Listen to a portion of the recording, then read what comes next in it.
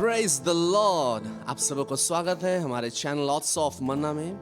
निश्चित तौर से प्रियो, मैं विश्वास करता हूं कि आप सब सकुशल पाए जाते हैं। परमेश्वर अद्भुत है, परमेश्वर महान है, and I know that he is doing great and mighty things in your life. परमेश्वर आप सबके जीवन में अद्भुत कार्य कर रहा है इस चैनल के माध्यम से। प्रियो, वचन में लिखा गया है, अगर हम पढ़ेंगे यहेजकेल की पुस्तक 36 का 27 में पढ़ेंगे प्रियो, वहां ऐसा लिखा गया है, और मैं अपना आत्मा तुम्हारे भीतर देकर ऐसा करूंगा कि तुम मेरी विधियों पर चलोगे और मेरे नियमों को मानकर उनके अनुसार करोगे। आमेन। Oh yes, let the Holy Spirit dwell in you। वो पवित्र आत्मा आपके अंदर वास करे और आपको चलाए प्रियो, ऐसा हमारा दुआ है। आइए प्रियो, वचन सुनने से पहले हम उस परमेश्वर की महिमा और प्रशंसा और उसकी आराधना करें।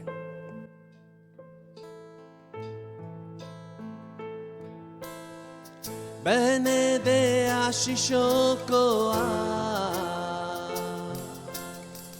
फिर से नया कर दे, खोने दे खुद में मुझे, तू धो के शुद्ध कर दे। पहने दे आशीषों को फिर से नया कर दे, खोने दे खुद में मुझे, धो के शुद्ध कर दे। प्यासा हूँ तेरे लिए, जीवन का जल पिला दे मुझे। प्यासा हूँ तेरे लिए, जीवन का जल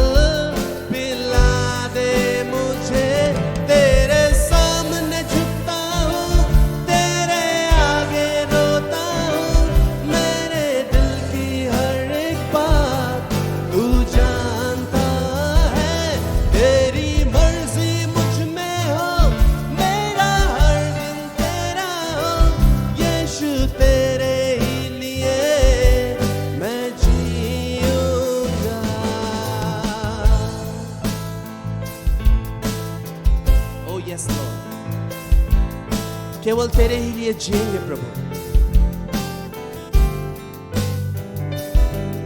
आराधना तेरी आराधना आखिरी सांस तक करता रहूंगा।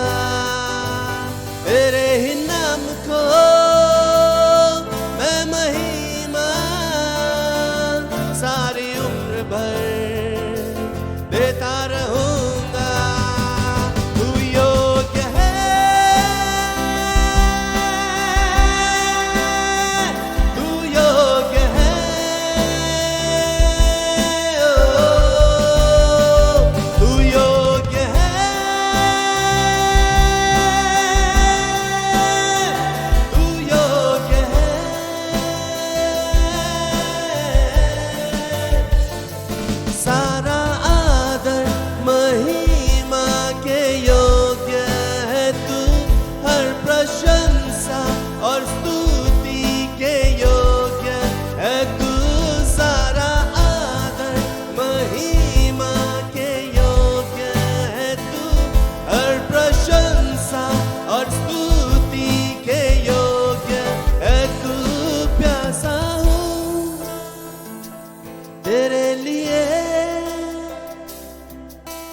जीवन का जल पिला दे मुझे।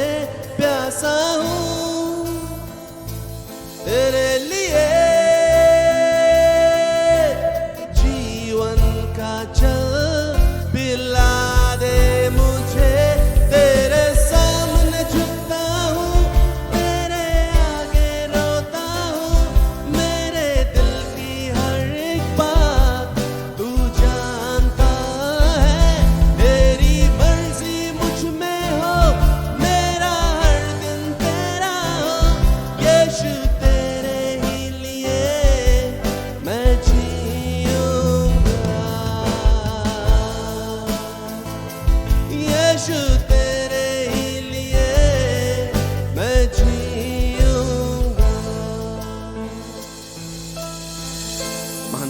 परमेश्वर, हाँ प्रभु, होने दे कि हम केवल और केवल और केवल तेरे लिए जीने पाए Lord. We just surrender our body, soul and spirit into your mighty hand, oh Lord. और हम यही चाहते हैं लॉर्ड, हमारा डिजायर, हमारा इच्छा यही है कि तू हमें चलाए। इस घड़ी समय प्रभु तेरे दास के मुख से जो वचन सुनने जा रहे हैं, thank you for anointing him, O Lord. उन्हें आशीष करने के लिए धन्यवाद। वचन सुन के सबके जीवन में प्रभु एक नए लेवल में, एक नया अभिषेक उनके जीवन में आने पाए। यीशु के नाम से प्रार्थना मांगते हैं, आमीन।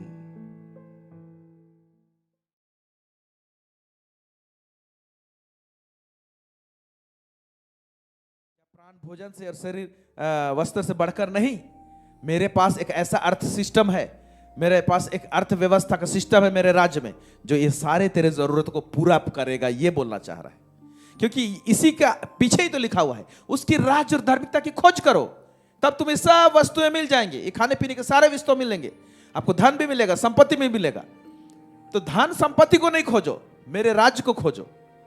तो परमेश्वर धन और संपत्ति के अगेंस्ट में नहीं है, उसके खिलाफत में नहीं है। धन और संपत्ति के विषय में परमेश्वर का विचार क्या है, उसको आज हम लोग शुरू किए हैं, उसमें से कुछ बताना चाहते हैं। पहले इस बात को समझें कि क्या को हम लोग वेल्थ बोल सकते हैं, या तो संपत्ति बोल सकते हैं, धन बोल सकते हैं, क्या चीज को बोल सकते हैं। इसको मैं अपने तरीके से डिफाइन करने की कोशिश किया हूं, मेरा हिसाब से डेफिनेशन में बताने के लिए, आपको जस्ट समझाने के लिए सिंपल ढंग से। हर एक वो चीज जो कीमती है, जिसको कि हम लोग, जिसके द्वारा हम लेन देन कर सकते हैं और हमारे जरूरत को प्राप्त कर सकते हैं। हर एक वो चीज जो कीमती है और जिसको हम लोग लेन देन कर सकते हैं और लेन देन के द्वारा से हम अपने जरूरतों को पूरा कर सकते हैं, उसको हम बोल सकते हैं वेल्थ, है ना। उसको परमेश्वर ने सोना से बनाया है। परमेश्वर हंसता है हमारे ऊपर में। ये वचन जो हम लोग पढ़ रहे हैं, ये क्या बताना चाहता है? ये बताना चाहता है ना, जिस सोना को हम लोग गले में टांगते हैं, परमेश्वर तो अपना भवन सब बनाने के लिए, रोड सब बनाने के लिए इस्तेमाल करता है। आप सोच रहे हैं, देखिए, जिसको हम लोग इतना बहुमूल्य बना सोचते हैं और अपने गले में रखते हैं और इसके पीछे भागते हैं, उसको परमेश्वर बोलता है ये मेरे राज्य में ये सब रोड सब बनता है। Praise the Lord, welcome to the oats of manna. परमेश्वर को धन्यवाद देते हैं, पुनः उसने एक सुंदर मौका दिया आप लोगों के बीच में उसके वचन को लेकर आने के लिए, और एक वंडरफुल टॉपिक में हम लोग डिस्कस कर रहे हैं, चर्चा कर रहे हैं। निश्चय आज परमेश्वर आप सबों को आशीषित करेगा, इसलिए आप ध्यानपूर्वक और प्रार्थना पूर्वक इस प्रोग्राम को देखिए और समझने की कोशिश कीजिए। आइए हम लोग वचन में जाने से पहले हम एक छोटी सी दुआ करते हैं। सर्वसामर्थी सेनाओं का यह परमेश्वर, पिता इज़राइल का परमेश्वर, दाऊद का परमेश्वर, इब्राहिम का परमेश्वर, हम तेरे करीब, तेरे पास में आते हैं प्रभु जी। धन्यवाद देते हैं प्रभु जी आज की संध्या के समय के लिए। यह परमेश्वर पिता, जितने लोग हमारे साथ जुड़ गए हैं और प्रभु जी बाद में ऑफलाइन भी देखेंगे, प्रभु जी हर एक को इस वचन के द्वारा सब आशीष कीजिए। हम भी अपने आप को तेरे हाथ में समर्पित करते हैं प्रभु जी, हमारे मुख से होकर बोलिए प्रभु जी, ताकि परमेश्वर पिता तेरे राज्य के आशीष को प्राप्त करने पाए। प्रभु यीशु मसीह के नाम से मांगते सुनिए और ऐसे स्वर्ग राज्य में ग्रहण कीजिए, आमेन, हालेलुया। सो हम लोग जो किंगडम का जो सीरीज है उसी को हम लोग आगे लेके जा रहे हैं, और स्पेसिफिकली इस समय हम लोग किंगडम इकोनॉमी, राज्य का अर्थव्यवस्था के विषय में हम जान रहे हैं, और किंगडम इकोनॉमी पार्ट 2 को हम लोग आज इसमें हम लोग जा रहे हैं। और जिस थीम में मैं बात करने के लिए जा रहा हूं वो है अंडरस्टैंडिंग लॉज ऑफ वेल्थ। मतलब जो धन है, संपत्ति है, उसका कुछ स्पिरिचुअल लॉज है, आत्मिक व्यवस्थाएं हैं। उस बातों को हम समझने की कोशिश करेंगे आज के इस दिन में, कि धन का व्यवस्था सब क्या है। व्यवस्था बोलने से हम लोग को सीधा स्ट्राइक करता है मूसा का व्यवस्था। मैं मूसा के व्यवस्था के विषय में नहीं कह रहा हूं, आत्मिक व्यवस्था धन के विषय में बाइबल क्या बताती है उसके विषय में हम लोग चर्चा करने को जा रहे हैं। पहली बात, आज जिस विषय में जब हम लोग इसमें जा रहे हैं, इस थीम में, बड़ी बारीकी से ध्यान से सुनिएगा, क्योंकि इसके बाद जैसे जैसे टॉपिक बढ़ते जाएगा, इसका थीम एक एक थीम आते जाएगा, हम लोग धीरे धीरे और गहराई में घुसते जाएंगे। इसलिए कई एक विचार जो हैं, कई एक रेवलेशन हो सकता है आपको नया लगे, आपको समय लगेगा समझने के लिए, इसीलिए आप जल्दी से कंक्लूड मत कीजिएगा। आपको नहीं समझ में आता है, दोबारा देखिए, प्रार्थना के साथ में देखिए, फिर प्रार्थना कीजिए। परमेश्वर का आत्मा आपको निश्चय बुद्धि देगा, समझ देगा, समझने की शक्ति देगा। हालेलुया। क्योंकि परमेश्वर के राज्य में अर्थव्यवस्था एक बहुत बड़ा टॉपिक है, बहुत बड़ा विषय है। और पिछले सप्ताह हम लोग देखे इसका पार्ट 1 को, और हम लोग बहुत सारे बातों को समझने की कोशिश किए कि धन के अगेंस्ट में, वेल्थ के अगेंस्ट में, संपत्ति के अगेंस्ट में परमेश्वर नहीं है। परमेश्वर स्वयं देना चाहता है। और परमेश्वर ने इजरायली को जो वाचा बांधा था, उस वाचा में धन संपत्ति देने के लिए वादा किया था, और उसको परमेश्वर ने इजरायलियों के जीवन में करके दिखाया। और आज भी वो इजरायली लोग समृद्ध हैं, आशीषित लोग हैं। हालेलुया। जिन्होंने इसका एपिसोड 1 को नहीं देखा है, किंगडम इकोनॉमी, आप जरा जाके आप उसको देख सकते हैं हमारे इस चैनल में। मैं ये बताना चाहता हूं कि धन जो है, संपत्ति जो है, ये शुरुआत में, फर्स्ट इंस्टेंट में, फर्स्ट फेज में हमको फिजिकली नहीं मिलता है। धन और संपत्ति जो है परमेश्वर जो देना चाहता है, वो हमको मानसिक स्तर में हमको मिलता है, मेंटल रेल में मिलता है। यहां हमको धन और संपत्ति देना चाहता है। यहां समझ के द्वारा से कैसे देना चाहता है हमको धन और संपत्ति? धन और संपत्ति का जो व्यवस्था है, उसका लॉ को पहले उसको समझाना चाहता है। जब हम उसको समझ जाते हैं हमारे मेंटल रेल में, हमारे प्राण के क्षेत्र में, हमारे मन में, तो उसके बाद क्या होता है, समझने के बाद ही हमको फिजिकल रूप में आपको मिलता है। इसीलिए आपको और मुझे परमेश्वर धन और संपत्ति पहले मेंटल रेल में देगा, इसीलिए मतलब मानसिक स्तर में देगा। ओके, फिजिकली आपको नहीं मिलेगा, मानसिक स्तर में मिलेगा। कैसे मिलेगा? जो समझते हैं आप धन और संपत्ति के विषय में, उसकी व्यवस्था जो समझेंगे, वहीं पर पहले प्राप्त करेंगे आप। उसके बाद फिजिकल प्रगटीकरण आपके जीवन में धन और संपत्ति दिखाई देगा। इसीलिए ये जो शिक्षा दी जा रही है, इसको पहले आप अपने दिमाग और दिल में कैप्चर करने की कोशिश कीजिए। जब कैप्चर करेंगे, आप समझेंगे, तब जाकर उसका प्रगटीकरण को आप अपने जीवन में देखने पाएंगे। इसीलिए ये बहुत ही जरूरी है। हालेलुया। धन और संपत्ति के विषय में बाइबल में एक बहुत बड़ा प्रोफेसर है जो बहुत अच्छी तरीका से धन और संपत्ति के विषय में सिखाया है, और उस प्रोफेसर का नाम वंडरफुल है। उसका नाम है किंग सोलोमन, सुलेमान राजा। ओके, इसके साथ में और भी प्रोफेसर लोग हैं, जैसे अयूब है, अब्राहम है, याकूब है। लेकिन सुलेमान के समान धन और संपत्ति के विषय में ज्ञान रखने वाला, विश्लेषण करने वाला, जिस एंगल से देखने वाला, जो रेवलेशन देने वाला, ओके, बाकी लोग भी हैं, वहां से भी निकाल के बताऊंगा। लेकिन सुलेमान से आप सीख सकते हैं, क्योंकि वो एक बहुत ही धनी व्यक्ति था, धनी राजा था। उसके समान कोई धनी नहीं था उस जमाने में। परमेश्वर साफ साफ कह दिया, तुम्हारे समान धनी राजा कोई नहीं होगा।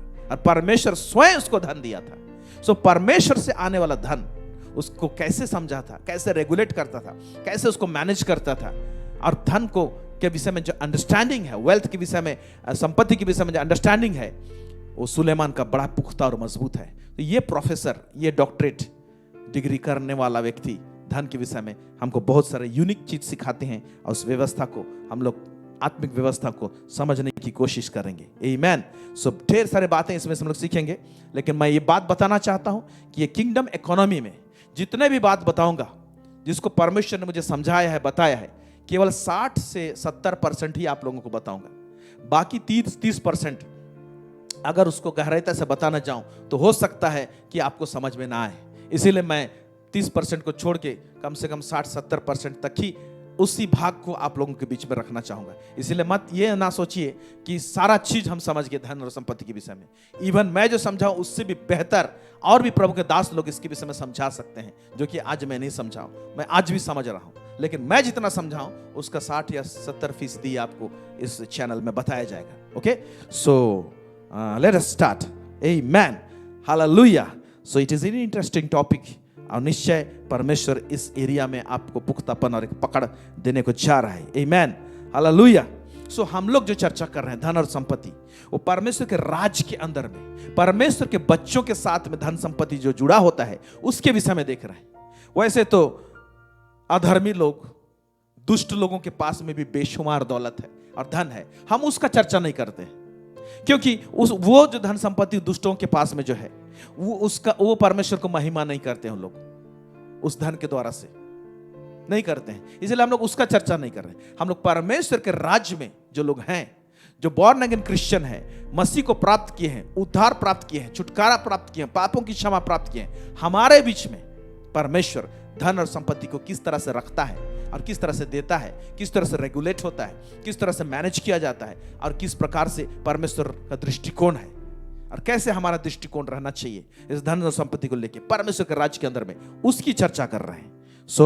इसीलिए जितने लोग यीशु को ग्रहण किए हैं, प्रभु को ग्रहण किए, उनके लिए मैसेज है।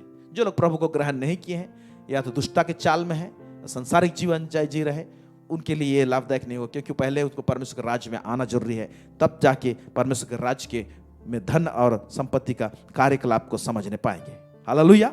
तो जो भी धन और संपत्ति का जो लॉ हम को समझाने जा रहे हैं आपको, ये रेवलेशन के रूप में, प्रकाशन के रूप में आएगा, ये विचार के रूप में आएगा, थॉट्स के रूप में आपके पास में आएगा। तो इसीलिए आप उन थॉट्स को पकड़ने की कोशिश कीजिए। आमीन।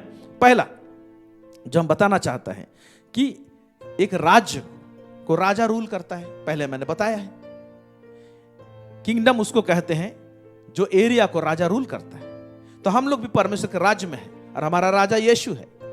राजाओं का राजा हम लोग का परमेश्वर अब्बा पिता है। आमीन। यीशु मसीह परमेश्वर का पुत्र है, स्वयं परमेश्वर है। हम लोग इस राज्य के अंतर्गत में आते हैं। तो राज्य का कंसेप्ट में, राज्य के हिसाब से जिसको राजा रूल करता है, वो एरिया में प्रजा लोगों का, राज्य के अंदर में प्रजा लोगों का कुछ भी पर्सनल प्रॉपर्टी नहीं होता है। ये पहला लॉ। परमेश्वर के राज्य के अंदर में भी हमारा और आपका जो यीशु को ग्रहण किए हैं, हमारा कुछ भी पर्सनल प्रॉपर्टी नहीं होता है। कोई चीज का मालिक हम लोग नहीं होते हैं। पहला इस बात को समझने की कोशिश कीजिए। आइए इसको अंदर और समझाने से पहले हम कुछ बातों को हम लोग बताएं। पर्सनल प्रॉपर्टी हम लोग का नहीं होता है, हम लोग का नहीं होता है, सिटीजन्स लोगों का, नागरिक लोगों का। सारा चीज राजा का प्रॉपर्टी होता है। जितना भी चीज होता है एक किंगडम के अंदर में, राज्य सिस्टम के अंदर में, एक राजा का सारा प्रॉपर्टी होता है। इवन उस राज्य का नागरिक को भी बोल सकता है ये मेरा प्रॉपर्टी है। तो धन, संपत्ति, दौलत, जमीन, जायदाद, ये सब को परमेश्वर, ये सबको वहां का राजा क्लेम करता है, ये मेरा है बोलता है। उसी तरह से परमेश्वर के राज्य में भी वैसा ही सिस्टम है। और परमेश्वर भी इसीलिए धन संपत्ति के विषय में क्या कहता है, आइए हम लोग देखेंगे। भजन संगीता उसका 24 उसका 1 पद, ओके पढ़ेंगे। पृथ्वी और जो कुछ उसमें है, पृथ्वी और जो कुछ, पहला है पृथ्वी और जो कुछ उसमें है, यहोवा ही का है, यहोवा की ही का है। जगत और उसमें निवास करने वाले भी, जगत और उसके निवास करने वाले भी, यानी एक इंसान को भी परमेश्वर मेरा है कहता है। आप देख रहे हैं। तो ये हम लोग का परमेश्वर जो राजा है वो क्लेम करता है। क्या क्लेम करता है? पृथ्वी और जो कुछ उसमें है यहोवा राजा का ही है। आमीन। दूसरा चीज, दूसरा वचन पढ़ेंगे हम लोग। हगई नामक पुस्तक उसका 2 अध्याय उसका 8 वचन क्या कहता है? चांदी तो मेरी है और सोना भी मेरा ही है। जिसको हम लोग धन और संपत्ति में का कैटेगरी में डालते हैं, वेल्थ में, पिछले सप्ताह हमने बताया था। चांदी तो मेरा है और सोना भी मेरा है। फिर सेनाओं के यहोवा की यही वाणी है। कह दिया ये मेरा वाणी है, ये मेरा लॉ है। क्योंकि परमेश्वर का, पहले मैंने लॉ कॉन्सेप्ट में बताया, परमेश्वर का राज का व्यवस्था। राजा जो बोल देता है वो लॉ हो जाता है।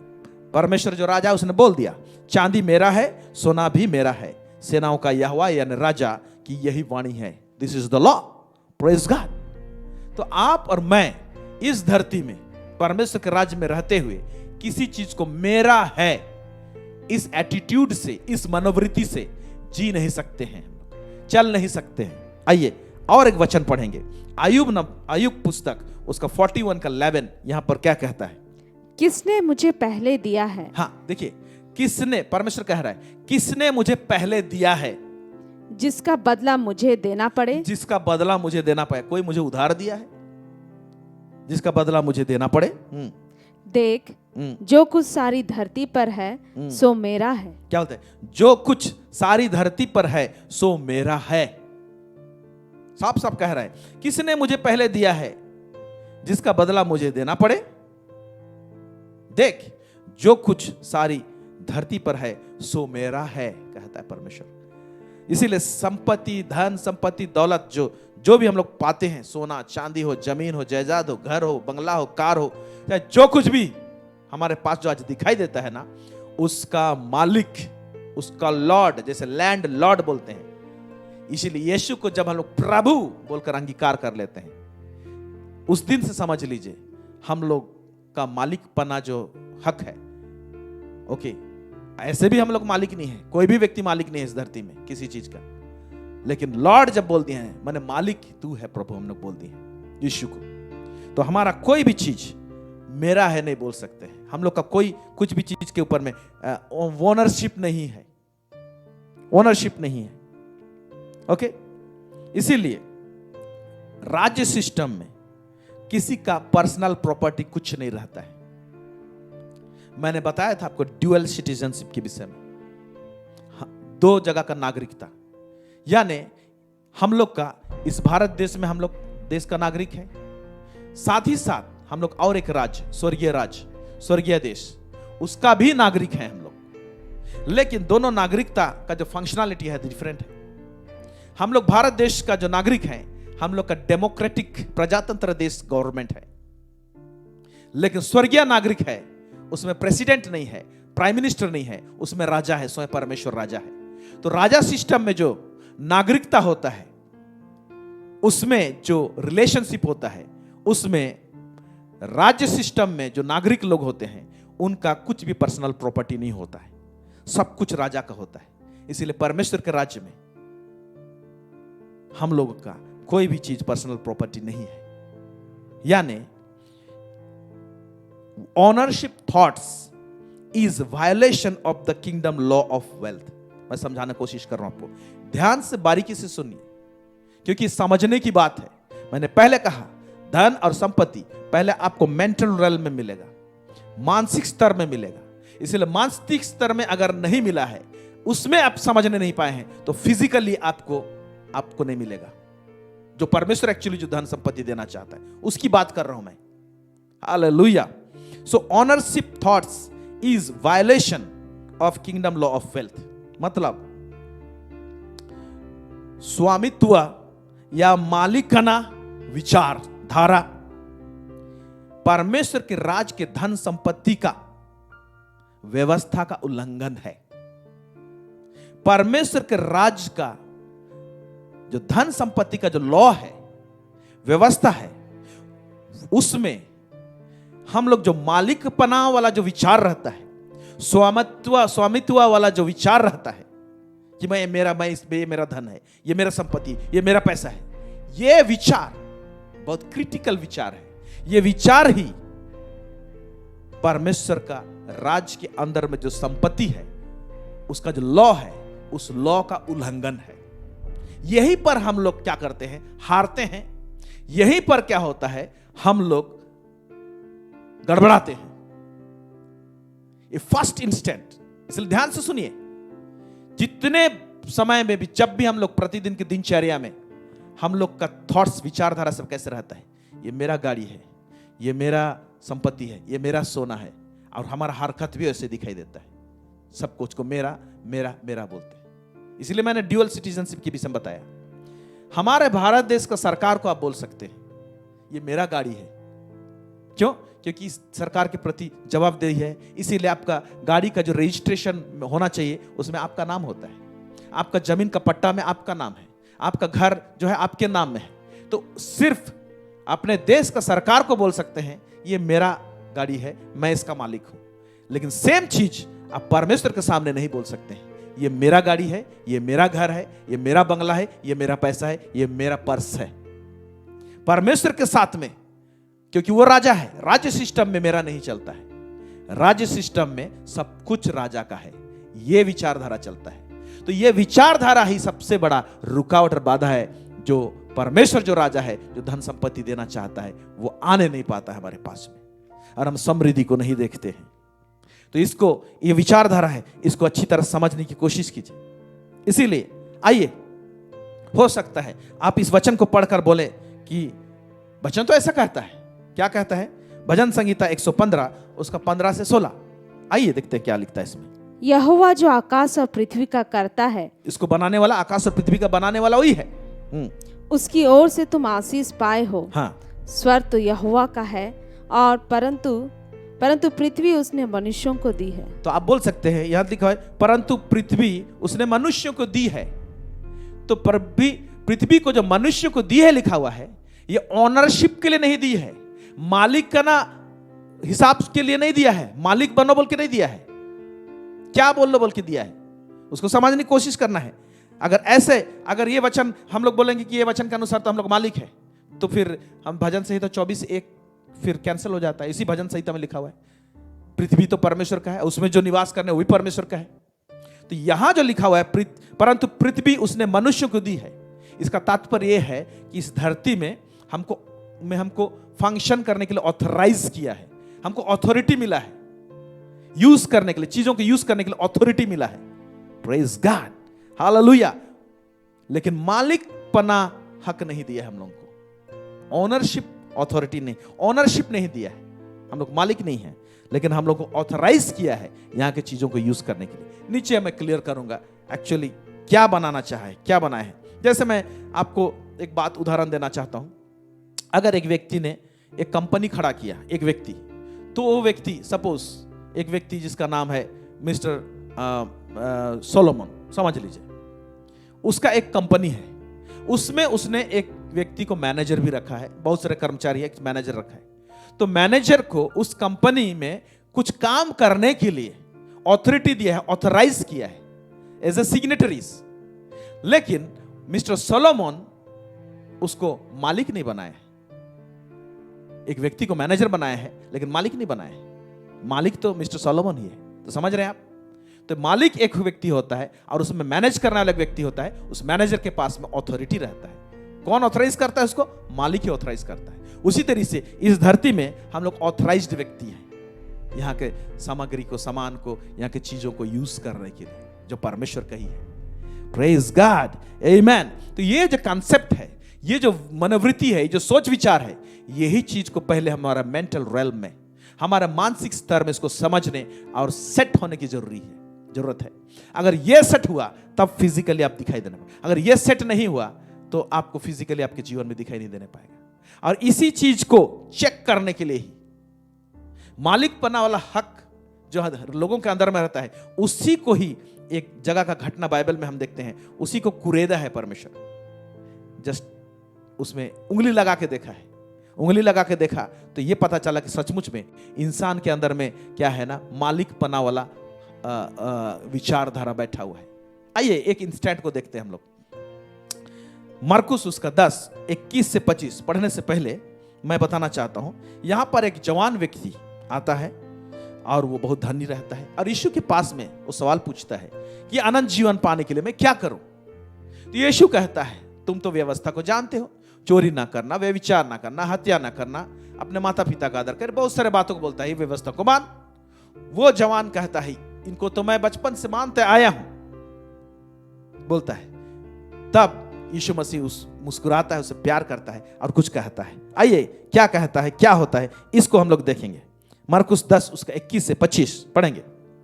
यीशु ने उस पर दृष्टि करके उससे प्रेम किया और उससे कहा, तुझ में एक बात की घटी है। हाँ, तुझ में एक बात की घटी है।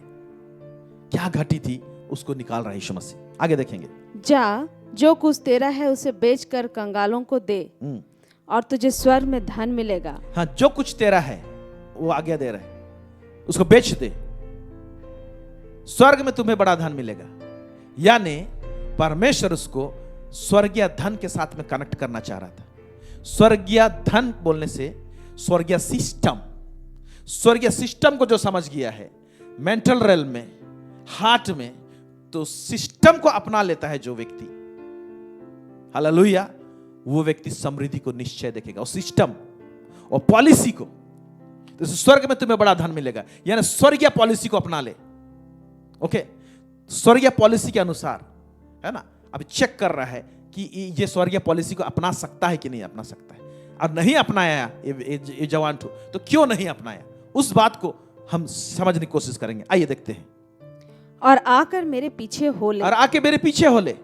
इस बात से उसके चेहरे पर उदासी छा गई इस बात से उसके चेहरे पर उदासी छा गई। फिर और वह शोक करता हुआ चला गया। हाँ, वो क्योंकि शोक करता हुआ चला गया वहां से। फिर क्योंकि वह बहुत धनी था। हाँ, वहां लिखता है क्योंकि वो बहुत धनी था। एक मिनट सुनिए, तो वो बहुत धनी था, उसके अंदर में मेंटल रेल्म में क्या सेटिंग था, ये जो भी धन है, जो भी संपत्ति है, इसका मालिक मैं हूं। लेकिन यीशु मसीह राजा होके आया था, वो राजा बोल रहा था, उसको वो राजा समझाना चाह रहा था कि तू इसका मालिक नहीं है, मैं राजा हूं, इसका मालिक मैं हूं। उसने हार्ड एंड फास्ट नहीं किया, उसे बता दिया, सिर्फ पॉलिसी बता दिया, जा सब कुछ बेच दे अपना और मेरे पीछे हो ले, बोलता है। लेकिन वो वहां से चला जाता है। आप देख रहे हैं, यानी उसके अंदर में जो हार्ट में, उसको माइंड में सेट किया था, मेरा धन है, मेरा संपत्ति है, इसका मालिक मैं हूं, ऐसे मैं कैसे दे दूं। ओके, तब जाके क्या बोल रहा है यीशु मसीह, आइए देखते हैं। यीशु ने चारों ओर देखकर अपने चेलों से कहा, धनवानों का परमेश्वर के राज्य में प्रवेश करना कैसा कठिन है।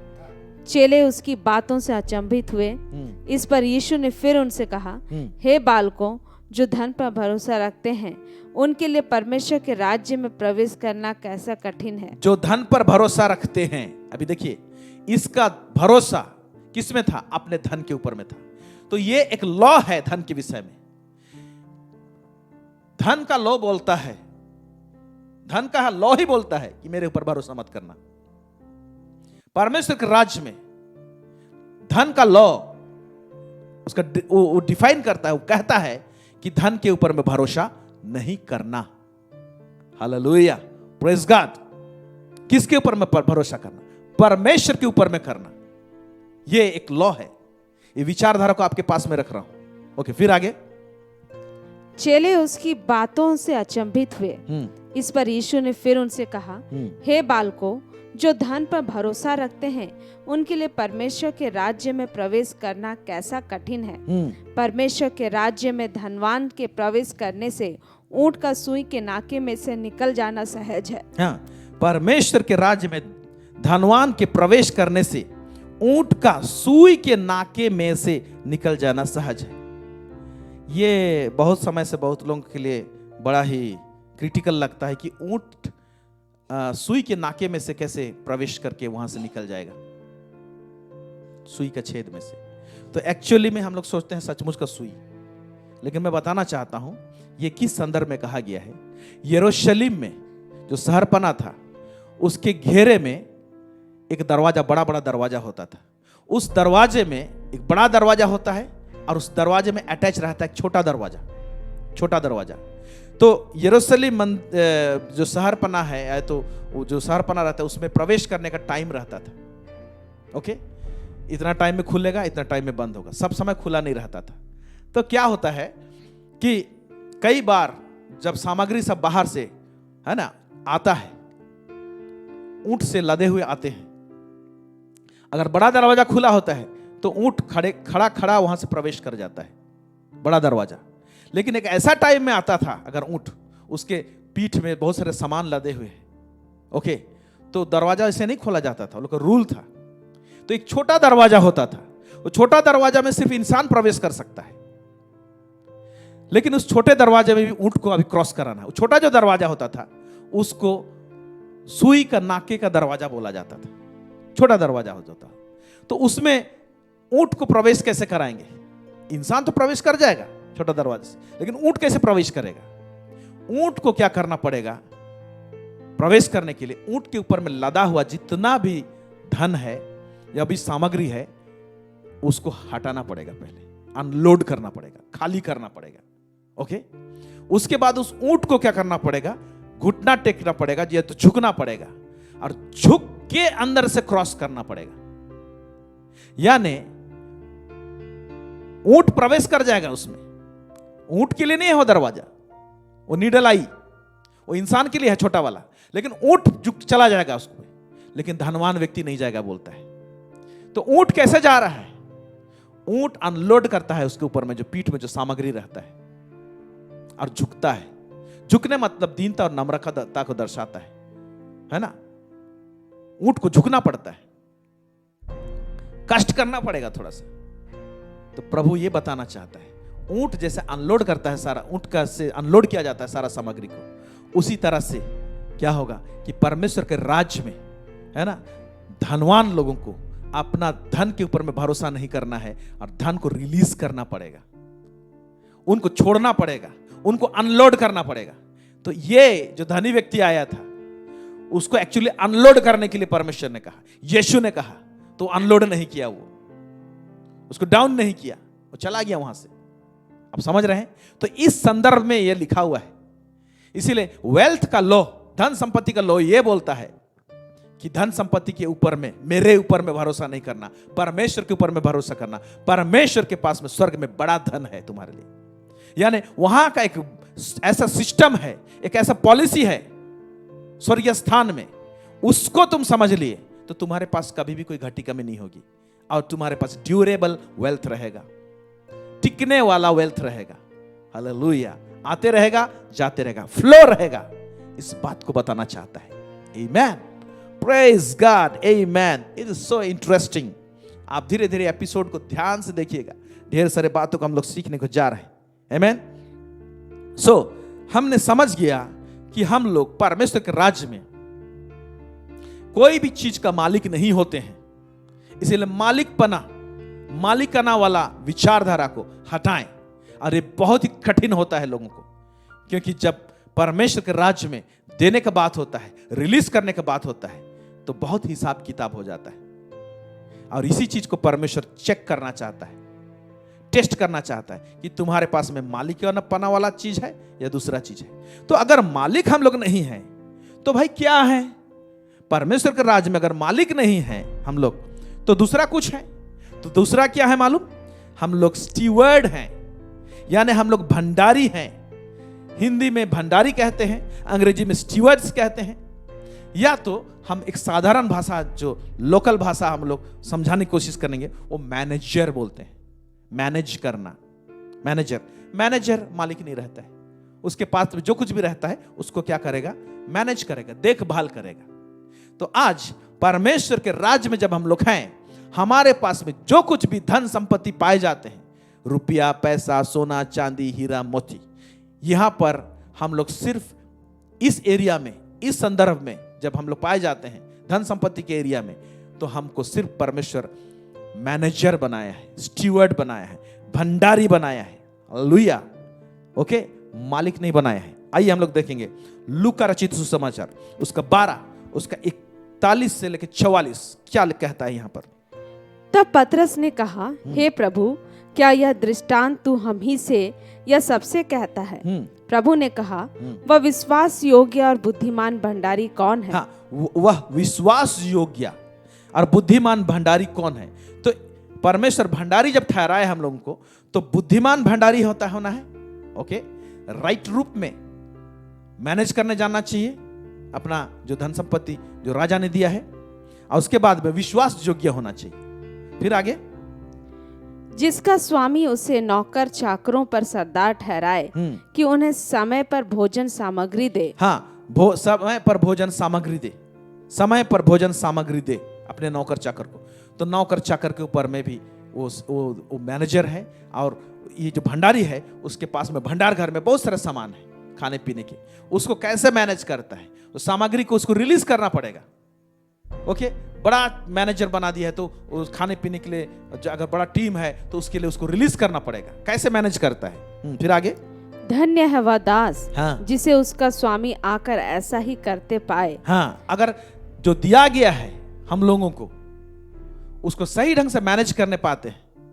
मैनेज करने के विषय में भी हम लोग सीखेंगे कि क्या चीज को मैनेज करना बोलता है, क्या चीज को रेगुलेट करना बोलता है, क्या चीज को भंडारीपन को कैसे भंडार घर से चीज को रिलीज करना चाहिए। मालिक तो नहीं है। ओके, तो कैसे करना चाहिए? तो जब थोड़ा उसको जो दिया जाता है उसको ठीक से मैनेज करना जानता है, तो क्या होगा उसके साथ में लिखता है, पढ़ेंगे। मैं तुमसे सच कहता हूं, वह उसे अपनी सब संपत्ति पर अधिकारी ठहराएगा। जब थोड़ा दिया जाता है उसको, इसीलिए एक जगह वचन में लिखा हुआ है, जो थोड़े से थोड़े में विश्वास योग्य होता है वो ज्यादा में भी विश्वास योग्य होगा। प्रेज गॉड, आमेन। तो क्या बोलता है, जब वो विश्वास योग्य निकलता है ना, तो थोड़ा देने के बाद में परमेश्वर उसको चेक करेगा कि इसके अंदर में कौन सा मनोवृत्ति डेवलप हो रहा है, क्या मालिकपना वाला या भंडारीपन वाला। मालिकाना वाला जो सोच विचार रहेगा उसको और अधिकार नहीं दिया जाएगा, उसको बढ़ोतरी नहीं दिया जाएगा। लेकिन जो व्यक्ति स्टीवर्ड्स थॉट्स विचार रखता है, मेरा नहीं है, ये परमेश्वर का है, बस इसको मुझे मैनेज करना है, इसको रिलीज करना है, मुझे बांटना है, डिस्ट्रीब्यूट करना है, इस प्रकार का सोच विचार जब रखता है वो, तो क्या बोलता है, वह उसे अपने सब संपत्ति पर अधिकारी ठहराएगा। मालिक ठहराएगा नहीं, अधिकारी ठहराएगा। प्रेज गॉड, आमेन, आमेन, हालेलुया। क्या आप समझ रहे हैं? तो ये सब धन और संपत्ति परमेश्वर के राज्य में, ये जो विचारधारा है, यही लॉ है, यही कुंजी है, यही चाबी है। मैंने कहा था कुंजी किसको बोलेंगे? रेवलेशन को कुंजी बोलेंगे। कुंजी किसको बोलेंगे? व्यवस्था को कुंजी बोलेंगे। कुंजी किसको कहेंगे? आज्ञा को कुंजी बोलेंगे। हमने पिछले दिनों में देखा था, इसीलिए हमने उस सारे टॉपिक्स को आपको बताया, ताकि जब इसको आपको समझाया जाए तो बेहतर आप समझने पाएंगे। हालेलुया। तो जब हम लोग भंडारी हैं तो हम लोग परमेश्वर के राज्य में, हम तो किसी चीज का मालिक नहीं है, तो किसी चीज का खोने का डर नहीं होना चाहिए। ये एक विचारधारा है। हम कुछ चीज नहीं खोते हैं। जब हम मालिक ही नहीं है किसी चीज का, ओके, तो हम कोई चीज खोते ही नहीं है। ये विचारधारा एक लॉ है। लॉ को हम यहां लेते हैं, यहां सेट करते हैं। लेकिन आज जब हम खोने का डर होता है, जो भय होता है, मेरा ये चला जाएगा, मेरा वो चला जाएगा, मेरा संपत्ति चला गया, मेरे हाथ से ये कट गया, क्यों लगता है? क्योंकि एक्चुअली में हार्ट में मालिकपना वाला चीज बैठा है, इसीलिए खोने का डर रहता है। इसीलिए हम लोग मेरा लॉस हो गया सोचते हैं। लेकिन परमेश्वर के राज्य में हम जब भंडारी हैं तो कोई चीज नहीं खोते हैं हम लोग। अगर जैसे कंपनी में एक मैनेजर है, कंपनी का लॉस हुआ तो मैनेजर का लॉस नहीं है, वो कंपनी का मालिक का लॉस है। मैनेजर निर्फिक्र रहता है, मेरा तो नहीं था, वो उसका मालिक मैं नहीं था। उसी तरह से हमारा सोच विचार होना चाहिए। और यह सोच विचार एक और प्रोफेसर के अंदर में था, जो धन संपत्ति का प्रोफेसर था सुलेमान के बाद। अगर देखा जाए तो वो है आयूब के जीवन में परीक्षाएं आई और सब कुछ एक दिन में लुट गया, सारा धन और संपत्ति। तो देखिए, मैंने कुछ चीज लॉस नहीं हुआ, इस प्रकार का विचारधारा में था आयूब। उसका 20 से लेकर 21 क्या परमेश्वर के राज्य का पॉलिसी को ढंग से समझा था, वो क्या रेवलेशन था उसके पास में। आइए देखते हैं। तब अय्यूब उठा, हाँ, और बागा फाड़, सिर मुंडाकर भूमि पर गिरा और दंडवत करके कहा। फिर भी दंडवत करके कहा। दंडवत करना मतलब क्या? वर्शिप कर रहा है। उसके हाथ से सब कुछ लुट चुका है, बच्चे चले गए, धन संपत्ति चला गया, वो भी एक दिन में गया है। और दंडवत करके कहा। क्या कहा? दंडवत क्यों कर रहा है? दंडवत कर रहा है और राजा के सामने, परमेश्वर के सामने दंडवत कर रहा है। क्या कह रहा है?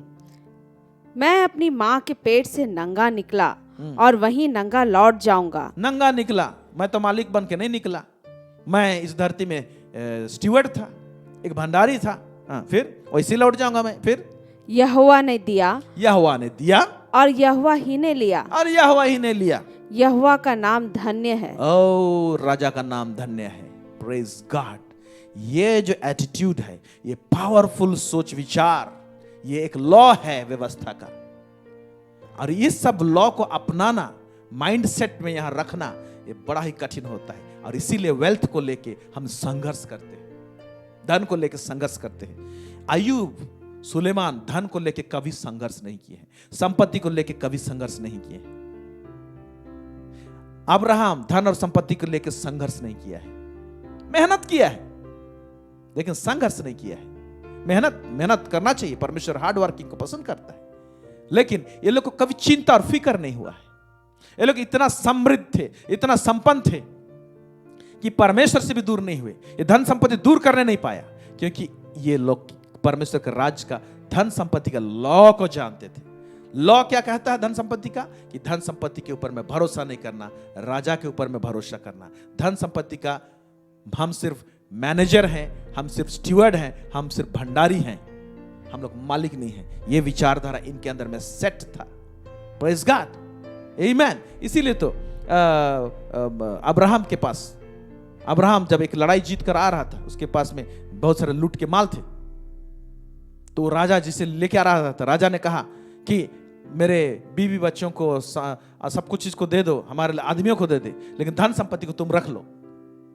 तो अब्राहम क्या बोलता है, उस राजा को बोलता है, तुमसे मैं एक सूता का एक लेस भी जूता का नहीं लूंगा। कल को ये ना बोल दो कि तुमने मुझे धनी बनाया है, मुझे मेरा परमेश्वर धनी बनाया है। तो धन के प्रति इसका सोच विचार दूसरा था। परमेश्वर मुझे धनी बनाया है, परमेश्वर ने मुझे दिया है। कल को धन संपत्ति के विषय में तुम घमंड ना करो कि राजा कि तुमने मुझे धन दिया, बोल के नहीं लूंगा बोला। इसका मतलब अब्राहम का भी माइंडसेट धन के प्रति बहुत प्योर था, बहुत क्लियर कट था। हालेलुया। और धन संपत्ति का लॉ, परमेश्वर के राज्य में क्या है ना, उसको जानता था, उसको अपना के रखा था वो पॉलिसी को।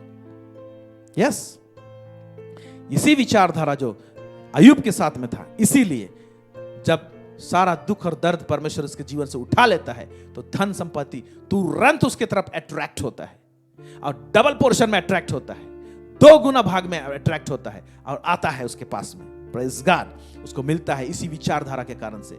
संपत्ति और धन इसका पीछा नहीं छोड़ रहा है, वो दौड़ा रहा है। अय्यूब नहीं दौड़ा रहा है धन संपत्ति को, धन संपत्ति अय्यूब को दौड़ा रहा है, क्योंकि किंगडम, वेल्थ का, राज्य का, धन संपत्ति का लॉ को मालूम था उसको, और लॉ यहां सेट था। इसीलिए मैं बोला पहले यहां मिलता है हमको धन संपत्ति, फिर फिजिकली दिखाई देता है। देखिए फिजिकली कैसे दिखाई दे रहा है, जब सब कुछ उसका सब समाधान हो गया, उसका जो फोड़े निकले थे सब ठीक हो गया, और उसके बाद में जो चंगा किया परमेश्वर। तो देखिए अय्यूब, उसका 42, उसका 10 to 12 यहाँ क्या लिख रहा है, क्या हुआ। जब अय्यूब ने अपने मित्रों के लिए प्रार्थना की, तब यहोवा ने उसका सारा दुख दूर किया। यस, और जितना अय्यूब के पास पहले था, उसका दुगना यहोवा ने उसे दे दिया। उसका दुगना यहोवा ने उसे दे दिया। फिर तब उसके सब भाई और सब बहनें और जितने पहले उसको जानते पहचानते थे, उन सबों ने आकर उसके यहाँ उसके संग भोजन किया। इतने दिन किसी ने भोजन नहीं किया, लेकिन अब आके भोजन कर रहे हैं। ये जो परमेश्वर का पावर है सब चीज कर रहा है उनके लाइफ में। फिर और जितनी विपत्ति यहोवा ने उस पर डाली थी, उस सब के विषय उन्होंने विलाप किया। हाँ। और उसे शांति दी, हाँ। और उसे एक एक सिक्का और सोने की एक एक बाली दी। हाँ, सब लोग आए, एक एक उनके हाथ में सोने का सिक्का था और एक एक बाली दी। Praise God. अब देखिए कि इस विचारधारा के कारण से परमेश्वर है जो वेल्थ को ट्रांसपोर्ट करता है इसके पास में। मैं स्वर्ग में तुम्हारे लिए धन इकट्ठा करो बोलता है, उसको भी हम समझेंगे बाद के एपिसोड में, उसका मतलब क्या है और कैसे करते हैं। स्वर्ग में धन इकट्ठा करो का मतलब क्या होता है, स्वर्गीय सिस्टम को टैप करो। स्वर्गीय पॉलिसी है वो आपके लिए धन के रूप में रहे, क्योंकि स्वर्ग से कोई सोना का कोई कॉइन नहीं उतरेगा आपकी जेब में, या चांदी नहीं टपकेगा। वो तो हमको धरती से ही मिलता है, यहीं के खान से मिलता है, यहीं से हमको मिलेगा। तो ये जो ट्रांसपोर्ट होगा आपके पास में, वो स्वर्गीय पावर के अनुसार होगा। स्वर्गीय पावर कब काम करेगा, जब वेल्थ का लॉ जो स्वर्ग में है उसको यहां पर सेट करेंगे और यहां पर सेट कर लेंगे, तब उसके अनुसार जब हम लोग कदम बढ़ाएंगे तो नीचे सब कुछ इधर से उधर शिफ्ट होगा। वो वेल्थ आपके पास में शिफ्ट होगा। Praise God, hallelujah. इवन वचन बोलता है दुष्टों का धन धर्मियों के लिए है। कैसे? दुष्ट लोगों के हाथ से धर्मी लोगों के पास में शिफ्ट होगा। प्रेज गॉड, आमीन। ढेर सारी बातें हैं सीखने के लिए, हम लोग सीरीज में जाएंगे तो सीखेंगे। आमीन। फिर क्या लिखता है, यहोवा ने अय्यूब के बाद के दिनों में उसके पहले के दिनों से अधिक आशीष दी, और उसके 14,000 भेड़ बकरियां, 6,000 ऊंट, 1,000 जोड़ी बैल और 1,000 गधियां हो गई। हाँ, ये जितना आंकड़ा है फर्स्ट अध्याय में आप देख लीजिएगा अय्यूब का, उससे डबल डबल डबल डबल है। तो देखिए कि अय्यूब का पीछा नहीं छोड़ रहा है धन और संपत्ति, क्योंकि वो धन और संपत्ति का व्यवस्था को जानता था और व्यवस्था को में वो एक्ट किया है। अय्यूब क्या क्या करता था धन संपत्ति को लेके, आप बीच में जाके देख लीजिएगा, पूरा अय्यूब का पुस्तक को पढ़िए। उस व्यवस्था को समझा था और धन का संपत्ति को कैसे मैनेज करता था। अब पढ़िएगा उसको बाद के चैप्टर में हो सकता है हम लोग एपिसोड में देखें। आमेन, हालेलुया। सो तो राज्य सिस्टम में सारा धन संपत्ति राजा का होता है। तो ये और एक ये व्यवस्था है, लॉ है वेल्थ का, कि राजा का जो धन और संपत्ति होता है वो राजा का महिमा को रिफ्लेक्ट करता है। एक राज्य सिस्टम में जो धन और संपत्ति होते हैं राजा के, वो राजा का महिमा को रिफ्लेक्ट करते हैं। इसीलिए राजा लोग क्या करते थे, डिस्प्ले करते थे, नुमाइश करते थे अपने धन और संपत्ति, सोने चांदी हीरे मोती को बीच बीच में। ओके, कैसे करते थे? बहुत जगह में है ऐसे। मैं एक जगह का आपको पढ़ा रहा हूं, एस्तर नामक पुस्तक, उसका 1 अध्याय, उसका 1 से लेकर 6, ये लोग डिस्प्ले करते थे। क्षयर्स नामक राजा के दिनों में ये बातें हुई। यह वही क्षयर्स है जो 127 प्रांतों पर अर्थात हिंदुस्तान से लेकर कूश देश तक राज्य करता था। उन्हीं दिनों में जब क्षयर्स राजा अपनी उस राजगद्दी पर विराजमान था जो सूसन नामक राजगढ़ में थी, वहां उसने अपने राज्य के 3रे वर्ष के अपने सब हाकिमों और कर्मचारियों को भेज दिया।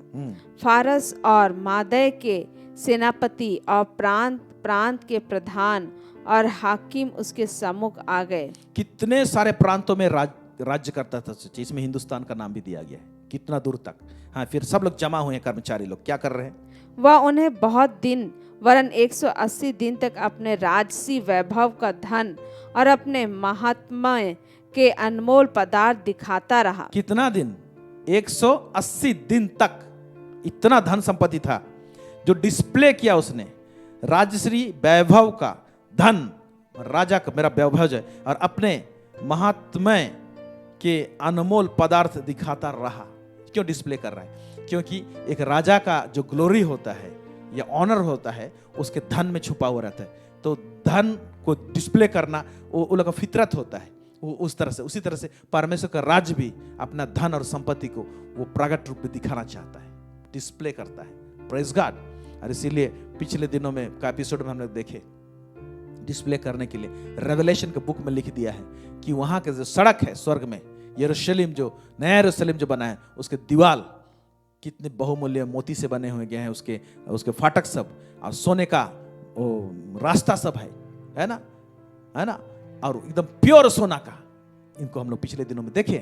हालेलुया। डिस्प्ले कर रहा है कि मेरा वैभव क्या है। इसीलिए तो प्रभु की प्रार्थना में अंत में कहते हैं, राज्य, पराक्रम और महिमा सदा तेरी है। Praise God. आगे पढ़ेंगे। इन दिनों के बीतने पर राजा ने क्या छोटे क्या बड़े उन सबों को भी जो सूसन नामक राजगढ़ में इकट्ठा हुए थे, राजभवन के बारी के आंगन में 7 दिन तक भोज दिया। वहां के पर्दे श्वेत और नीले सूत के थे और सन और बैंजनी रंग की डोरियों से चांदी के छल्लों में संगमरमर के खंभों से लगे हुए थे। और वहां की चौकियां सोने चांदी की थी। क्या बात कर रहा है? वहां की चौकियां सोने और चांदी की थी। क्या वैभव था। फिर और लाल और श्वेत और पीले और काले संगमरमर के बने हुए फर्श पर धरी हुई थी। आमेन। तो ये राजा लोग अपना धन संपत्ति को ऐसे डिस्प्ले करते हैं। इसीलिए एक राजा का धन और संपत्ति उसका ग्लोरी को रिवील करता है।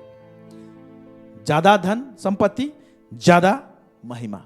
इसीलिए परमेश्वर एक ऐसा राजा है, उसके समान किसी के पास में धन संपत्ति नहीं है। Praise God. इसीलिए तो सब चीज बोल दिया, सारा सोना सारा चांदी मेरा है, पृथ्वी और उसमें जो कुछ भी है मेरा है। Praise God. वो उसको डिस्प्ले कर रहा है। तो आप और हम कैसे मालिक हो सकते हैं? हम सिर्फ मैनेजर होते हैं, हम सिर्फ स्टीवर्ड होते हैं, हम सिर्फ भंडारी होते हैं।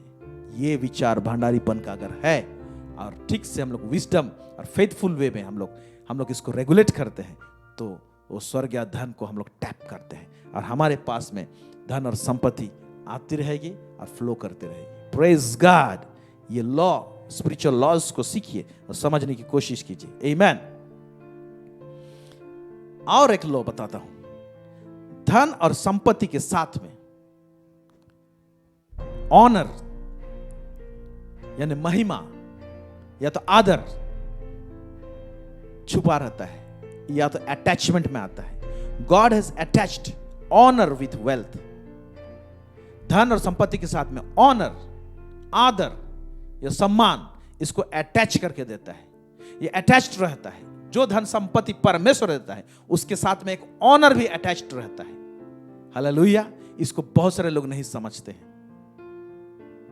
और इस ऑनर को नहीं समझने के कारण से कोई व्यक्ति परमेश्वर के राज्य में जब समृद्ध होता है तो बहुत सारे लोग क्या करते हैं, जलन रखते हैं। ये अटैचमेंट में आता है, वो आएगी ही आएगी। परमेश्वर जो उसकी राज्य में जब धन और संपत्ति देता है तो उसके साथ में ऑनर भी देता है, इज्जत भी देता है, सम्मान भी देता है।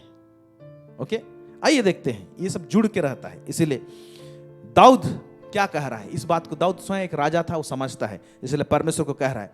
पहला इतिहास उसका 29:11-12 पढ़ेंगे। हे यहोवा, महिमा, पराक्रम, शोभा, सामर्थ्य और वैभव तेरा ही है। हाँ, क्योंकि आकाश और पृथ्वी में जो कुछ है वह तेरा ही है। आकाश और पृथ्वी में जो कुछ है वो तेरा ही है। इसीलिए पराक्रम भी, क्योंकि वेल्थ के कारण से, है ना, कोई कंट्री बहुत धनी रहता है तो क्या करता है, अपना पराक्रम को कैसे बढ़ाता है, ज्यादा से ज्यादा फाइटर प्लेन, ज्यादा से ज्यादा टैंक और आर्मी पावर को बढ़ा देता है। बिना धन का कैसे बढ़ाएगा? तो धन से जुड़ा हुआ रहता है उसका पावर। ऐसे एक देश अपने आप को, अपना पावर को भी रिफ्लेक्ट करता है। जैसे चाइना, इतना सारा उसका जो आर्मी पावर को इतना बढ़ा के रखा है, बीच बीच में डिस्प्ले करता है, दिखाते रहता है, पैरेड सब करते रहता है। वो दिखाना चाहता है हमारे पास पावर इतना है। लेकिन इतना सारा आर्मी पावर जो रखा है, उसके पीछे खर्चा जो है कहां से आ रहा है? उसके पास इकोनॉमिक पावर है। इसीलिए तो चाइना क्या कर रहा है, अभी इकोनॉमिक सिस्टम में रूल कर रहा है पूरा वर्ल्ड को, यूएसए के बाद, या तो यूएसए के टक्कर में। इसीलिए बोलता है, हे यहोवा, महिमा, पराक्रम, शोभा, सामर्थ और वैभव तेरा ही है, क्योंकि आकाश और पृथ्वी में जो कुछ है वह तेरा ही है। हे यहोवा, आगे पढ़ेंगे। हे यहोवा, राज्य तेरा है और तू सबों के ऊपर मुख्य और महान ठहरा है। हाँ, धन और महिमा तेरी ओर से मिलती है। देखिए, धन और महिमा, ऑनर तेरी ही ओर से मिलती है लिखा हुआ है। धन, परमेश्वर जब धन दिया तो उसके साथ में एक महिमा भी देगा। It is attached. तो ये वेल्थ का एक लॉ है। परमेश्वर का वेल्थ जो हमको देना चाहता है, उसमें एक महिमा जुड़ा हुआ रहेगा, एक ग्लोरी जुड़ा हुआ रहेगा। Praise God. इसको समझने की जरूरत है। फिर आगे, और तू सबों के ऊपर प्रभुता करता है। हाँ, सामर्थ और पराक्रम तेरे ही हाथ में है, और सब लोगों को बढ़ाना और बल देना तेरे हाथ में है। हाँ, प्रेज गॉड। अब ये तो दाऊद परमेश्वर से कह रहा था, क्योंकि दाऊद इस बातों को जानता था। अब परमेश्वर सुलेमान से कह रहा है, दाऊद के बेटे से। क्या कह रहा है? दूसरा इतिहास उसका 1:11 से लेकर 12 पद क्या कह रहा है?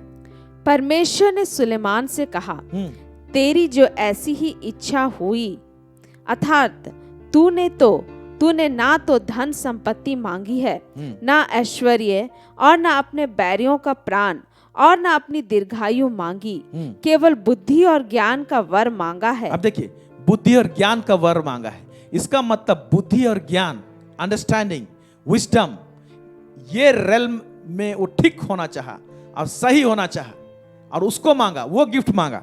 तो इसके साथ में, मेंटल रेल्म के साथ में धन जुड़ा हुआ था, वो ऑटोमेटिक उसका पीछा कर रहा है। आप समझ रहे हैं? इसीलिए धन और संपत्ति यहां मेंटल रेल्म में पहले मिलता है। मैंने कहा, आगे पढ़ेंगे। जिससे तू मेरी प्रजा का, जिसके ऊपर मैंने तुझे राजा नियुक्त किया है, न्याय कर सके। इस कारण बुद्धि और ज्ञान तुझे दिया जाता है। बुद्धि और ज्ञान तुझे दिया जाता है। फिर मैं तुझे इतनी धन संपत्ति और ऐश्वर्य भी दूंगा, हाँ, जितना ना तो तुझसे पहले किसी राजा को मिला और न तेरे बाद किसी राजा को मिलेगा।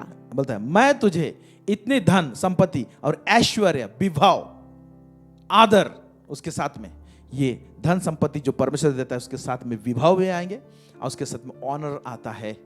ये अटैचमेंट में है।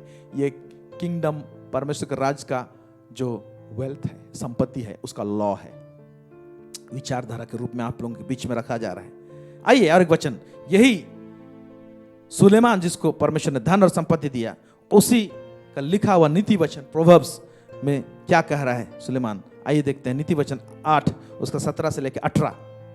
जो मुझसे प्रेम रखते हैं उनसे मैं भी प्रेम रखती हूँ। यस, और जो मुझको यत्न से तड़के उठकर खोजते हैं वे मुझे पाते हैं। धन और प्रतिष्ठा मेरे पास है, वरन ठहरने वाला धन और धर्म भी है। हाँ, इसको जरा से एक्सप्लेन करना चाहूंगा। देखिए, मैं दूसरा भाग को 8 पद को 18 आपको समझा रहा हूं। धन और प्रतिष्ठा, ऑनर, रुतबा मेरे पास है, तो मेरे पास जो धन है उसके साथ में एक ऑनर भी जुड़ा हुआ है। वो धन जब दूंगा तो वो आदर भी मिलेगा, वो ऑनर भी मिलेगा, वो प्रतिष्ठा भी मिलेगा। परमेश्वर कह रहा है, ये लॉ है। Praise God. फिर बोलता है वरन ठहरने वाली धन, तो परमेश्वर का जो धन है वो एक क्वालिटी है, उसमें ठहरने वाली धन बोलता है। और उसके बाद में और धर्म भी है। Praise God. धर्म और राइचियसनेस भी है। तो परमेश्वर जब धन और संपत्ति देगा तो उससे पहले आपको और मुझे करना क्या है, कीज बता रहा है। जो मुझसे प्रेम रखते हैं ये करना है, उनसे मैं भी प्रेम रखती हूं। हालेलुया। ये प्रेम रखती है, बुद्धि बोल रहा है।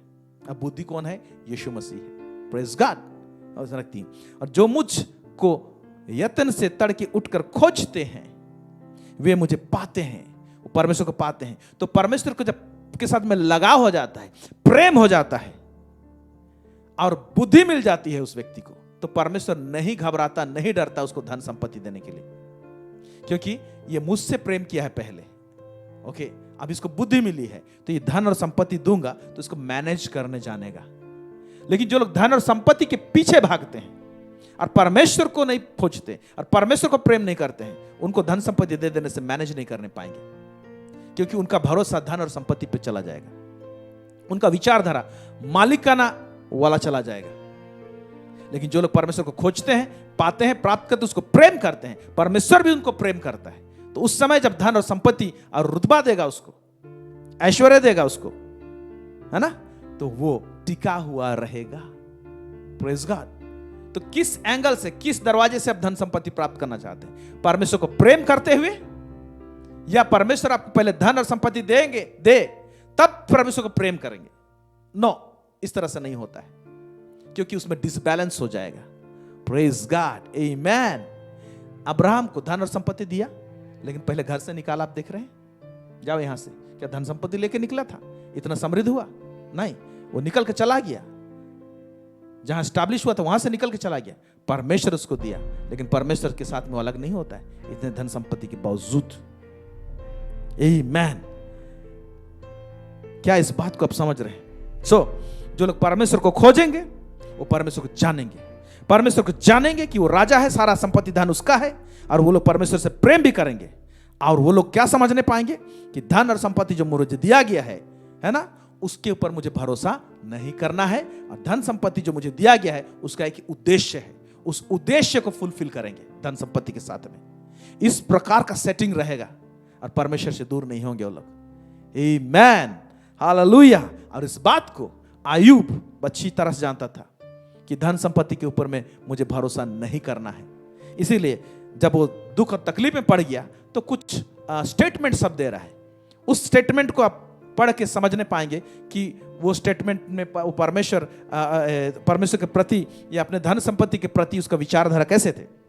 आयूब का पुस्तक 31 उसका 21 से 28 यहाँ क्या लिखता है? या यदि मैंने फाटक में अपने सहायक देखकर अनाथों के मारने को अपना हाथ उठाया हो, अगर मैं अनाथों को मारने के लिए अपना हाथ उठाया हो, तो मेरी बाह कंधे से उखड़कर गिर पड़े, मेरे बाह कंधे से उखड़कर गिर जाए। अगर मैं ऐसा किया हूं तो वो दुहाई दे रहे, परमेश्वर को प्रार्थना कर रहे हैं। इस एरिया में तो परमेश्वर पिता मैंने भूल नहीं किया है, मैं तो कोई अनाथों के ऊपर मैं अत्याचार नहीं किया है, मैं गुंडे बदमाश नहीं लगवाए हैं, वरन मैं तो अनाथों को मदद किया हूं। अगर ऐसे किया हो तो मेरा मैं शापित रहूं, ऐसे बोल रहा है। उखड़ जाए। फिर आगे, तो मेरी बाह कंधे से उखड़कर गिर पड़े, हाँ, और मेरी भुजा की हड्डी टूट जाए, हाँ, क्योंकि परमेश्वर के प्रताप के कारण मैं ऐसा नहीं कर सकता था। मैं परमेश्वर के प्रताप को जानता हूं, मैं ऐसा नहीं कर सकता हूं, बोल रहा है। फिर आगे, क्योंकि उसकी ओर की विपत्ति के कारण मैं भयभीत होकर थरथराता था। यदि मैंने सोने का भरोसा किया होता। देखिए, यदि मैंने सोने का भरोसा किया होता या कुंदन को अपना आसरा कहा होता या कुंदन को अपना आसरा कहा होता या अपने बहुत से धन और अपनी बड़ी कमाई के कारण आनंद किया होता। हाँ, तो मेरा आनंद का विषय मेरी बड़ी कमाई और मेरा धन नहीं था। अब देखिए कि आयुब वेल्थ जो परमेश्वर दिया था, संपत्ति, उसका व्यवस्था को अच्छी तरह से जानता था। उसने जो धन संपत्ति जो दिया है वो उसके लिए आनंद का विषय नहीं था, वो उसके लिए आशा का विषय नहीं था। उसका आशा का जो विषय था वो सिर्फ और सिर्फ परमेश्वर था। दिस इज द लॉ, इसको फॉलो किया है। फिर आगे, या सूर्य को चमकते या चंद्रमा को महाशोभा से चलते हुए देखकर मैं मन ही मन मोहित हो गया होता और अपने मुंह से अपना हाथ चूम लिया होता। हाँ। तो यह भी न्यायियों से दंड पाने के योग्य अधर्म का काम होता। हाँ देखिए, क्योंकि एक मिनट, तो इसको जोड़ के बता रहा हूं मैं। यदि मैंने सोना का भरोसा किया होता या कुंदन को अपना आसरा कहा होता या अपने बहुत से धन और अपने बड़ी कमाई के कारण आनंद किया होता, तो नीचे जोड़ रहा हूं, तो यह भी न्याय के से दंड पाने की योग्य होता। अगर हम लोग इस तरह से धन के ऊपर भरोसा करते हैं ना, तो दंड पाने की योग्य होते हैं।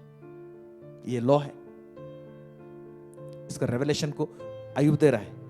हाँ, योग्य अधर्म का काम होता, दंड पाने के कारण, दंड पाने के योग्य अधर्म का काम होता। अगर ऐसे मैं किया रहता, धन के ऊपर भरोसा किया रहता तो। फिर बोलता है, क्योंकि ऐसा करके मैंने सर्वश्रेष्ठ परमेश्वर का इनकार किया होता। अगर धन के ऊपर भरोसा किया रहता, संपत्ति के ऊपर भरोसा किया रहता, तो ऐसा करके सर्वश्रेष्ठ परमेश्वर का इनकार किया होता। लेकिन प्रभु, मैं तो ऐसा नहीं किया, और सचमुच ऐसा नहीं किया था। उसके जीवन में तो एक परीक्षा को परमेश्वर ने अलाउ किया है। शैतान और परमेश्वर के बीच में कुछ बात हुआ। अब आयुब को मालूम नहीं है, तो सब एरिया को चेक कर रहा है, तो प्रभु मैं तो ऐसे किया नहीं हूं बोल के कह रहा है। तो ये सारा है वेल्थ का लॉ। वेल्थ के ऊपर में कभी भरोसा मत कीजिएगा, पंख लगा के उड़ जाएगा, बोलता है बाइबल। बैंक में बैंक बैलेंस है, वो भी उड़ सकता है।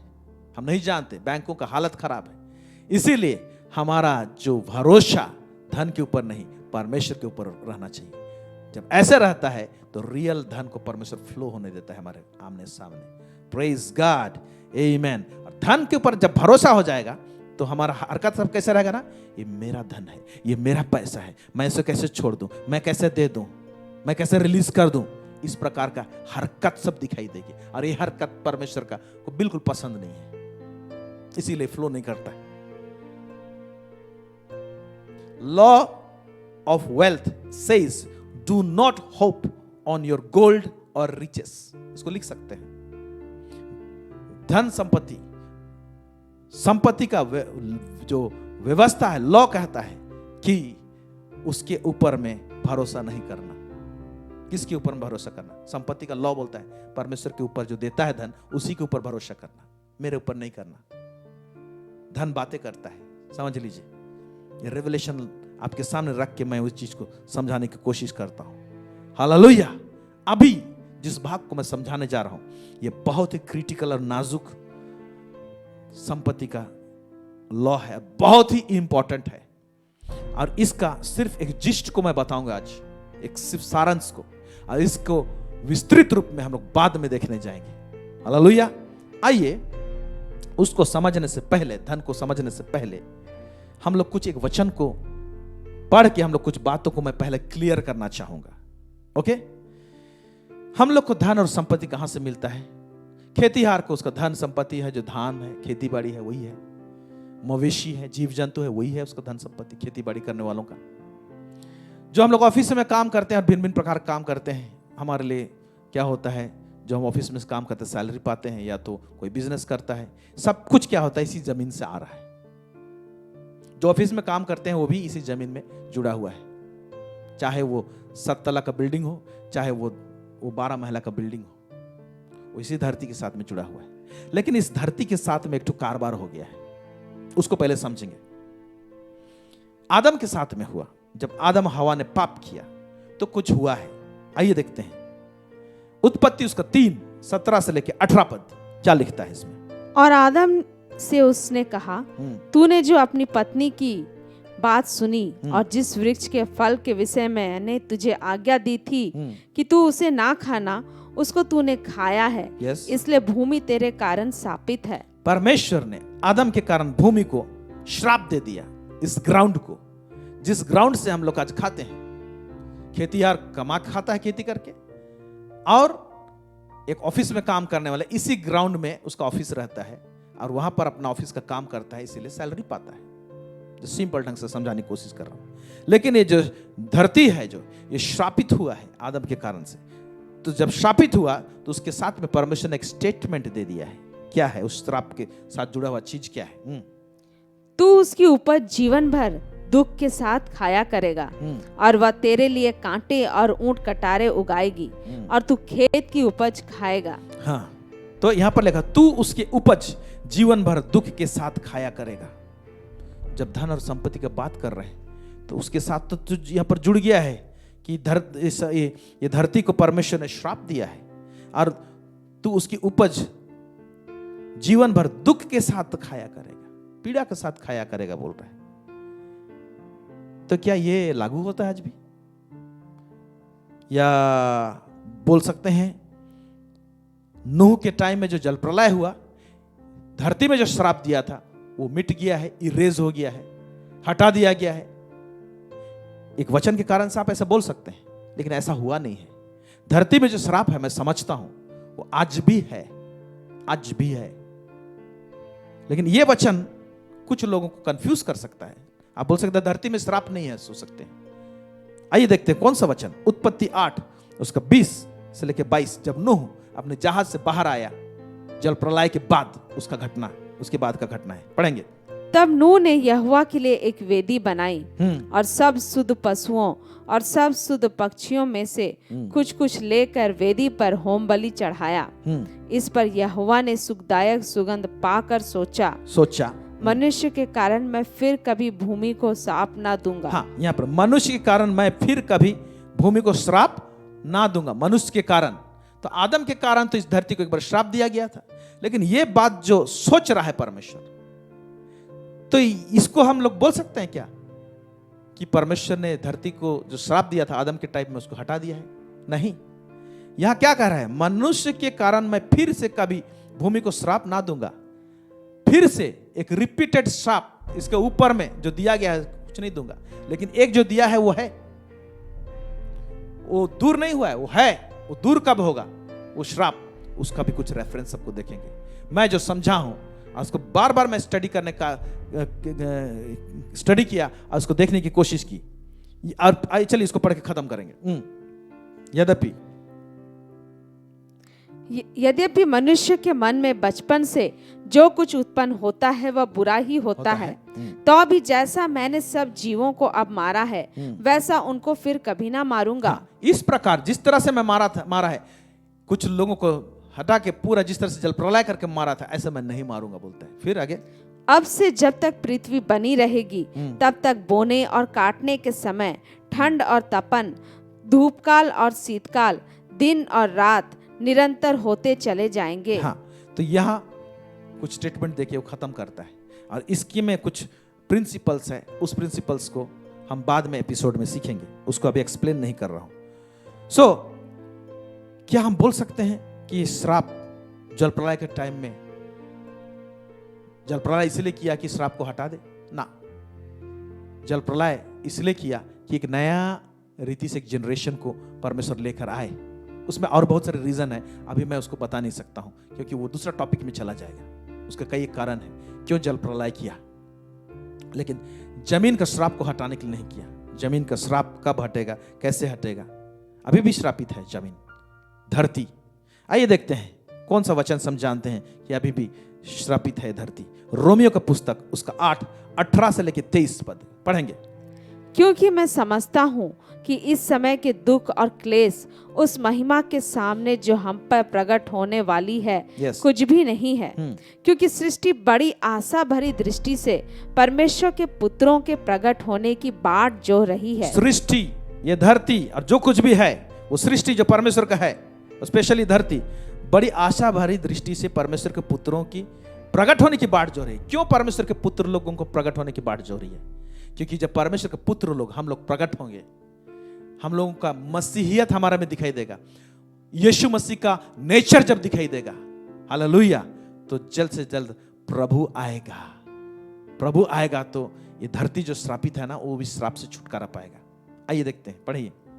क्योंकि सृष्टि अपनी इच्छा से नहीं पर अधीन करने वाले की ओर से व्यर्थता के अधीन इस आशा से की गई कि सृष्टि भी आप ही विनाश के दासत्व से छुटकारा पाकर, सृष्टि भी आप ही विनाश के दासत्व से छुटकारा पाकर, छुटकारा पाकर, इसमें विनाश हो रहे हैं, विनाश की ओर जा रहा है पृथ्वी।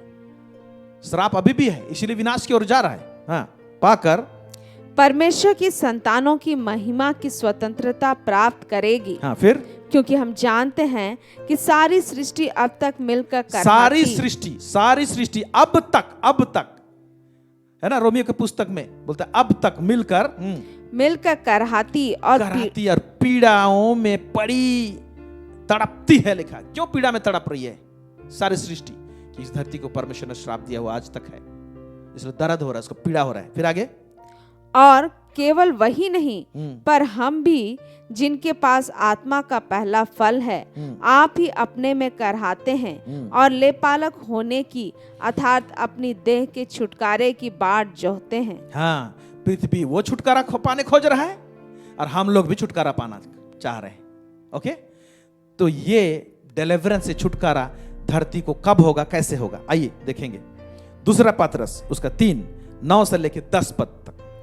प्रभु अपनी प्रतिज्ञा के विषय में देर नहीं करता, हाँ, जैसी देर कुछ लोग समझते हैं, यस, पर तुम्हारे विषय में धीरज धरता है, हाँ, और नहीं चाहता कि कोई नष्ट हो, हाँ, वरन या कि सबको मन फिराव का अवसर मिले। यस, आगे, परंतु प्रभु का दिन चोर के समान आ जाएगा।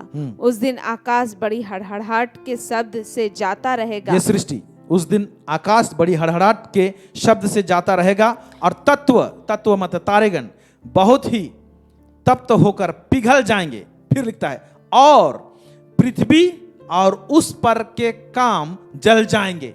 एक दिन आ रहा है, पृथ्वी और उस पर के काम जल जाएंगे, तब जाके पृथ्वी का छुटकारा होगा। इसीलिए पृथ्वी छुटकारा पाने के लिए कर रहा है। आज तक आदम को जो श्राप दे दिया था ना इस धरती में, आदम के वजह से, वो आज भी है, वो इरेज नहीं हुआ है। इसीलिए तो प्रभु एक नया पृथ्वी का बात करता है, इसको छुटकारा देगा और बोलता है, प्रकाशित वाक्य 21 का 1 पढ़ रहा हूं आपके लिए। फिर मैंने नए आकाश और नई पृथ्वी को देखा, क्योंकि पहला आकाश और पहली पृथ्वी जाती रही थी। पहले पृथ्वी जाती रही थी, उसको ट्रांसफॉर्म कर दिया है ना, जला के, और श्राप को हटा लिया, और नया पृथ्वी रहेगा, वो धरती में श्राप नहीं रहेगा और समुद्र भी ना रहा, बोलता है। और नया पृथ्वी रहेगा ना, उसमें समुद्र नहीं रहेगा। बहुत सारे बातें हैं, प्रेज गॉड। तो इसको बताने का तात्पर्य यह है कि भाई आदम के टाइम में जो धरती को जो श्राप दिया था, वो श्राप आज भी है। यीशु मसीह जो श्राप से छुटकारा दिलाया, वो व्यवस्था के श्राप से छुटकारा दिलाया। और आदम को के टाइम में व्यवस्था नहीं था, और उस समय में इस धरती को जो श्राप मिला, वो व्यवस्था का श्राप नहीं लगा इस धरती को।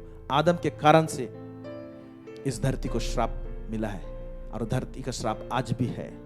तो वो श्राप जो है आज फाइट करता है हमारे कमाई के ऊपर में, हमारे धन संपत्ति को रोकने की कोशिश करता है, हमको दुख के साथ रोटी खाने का मोड में लाने की कोशिश करता है।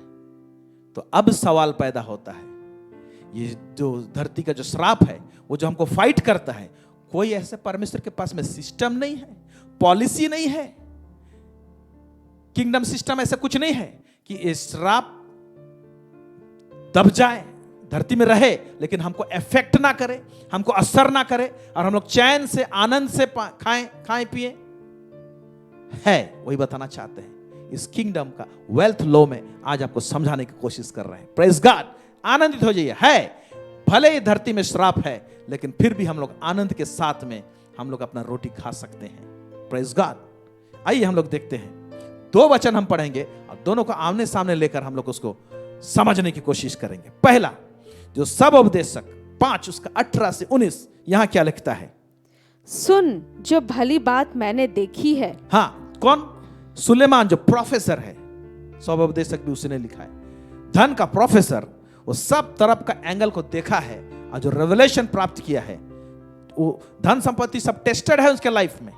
ओके, उसके लेबोरेटरी में टेस्टेड है कि इसका काम क्या है, क्यों दिया गया, क्या, सब कुछ मालूम है। इसीलिए आप और मैं, ये सुलेमान को हम लोग बोल सकते हैं कुछ नहीं जानता धन के विषय में, आपसे बहुत धनी है।